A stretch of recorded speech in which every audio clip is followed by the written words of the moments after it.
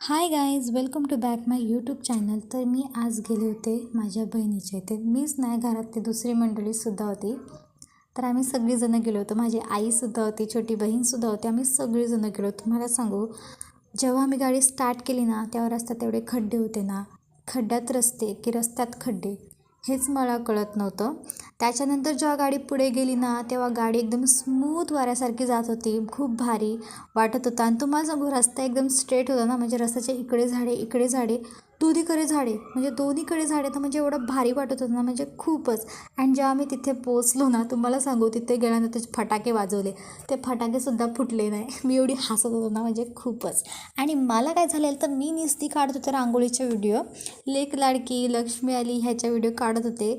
नंतर मुलीचं केलं स्वागत, मुलीची आरती केली छोट्या, आणि नंतर तिचं घरामध्ये स्वागत केलं. आणि माझ्याही बघा डोक्यावरती पाळणा घेऊ नये, कारण की तिचं म्हणणं असं आहे की ही एक प्रथा आहे, मुलीच्याकडच्यांनी डोक्यावरतीच पाळणा घेऊन जायचं असतं.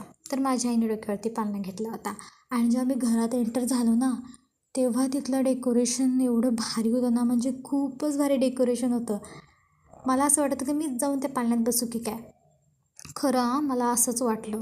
आणि त्याच्यानंतर आम्ही केक कटिंग केला. मुलीचं नाव ठेवलं आम्ही सिया. खूप भारी आहे ना. आणि त्याच्यानंतर केक कटिंग करून आम्ही सेलिब्रेशन केलं. तर भेटूया आपण नेक्स्ट ब्लॉगमध्ये. बाय.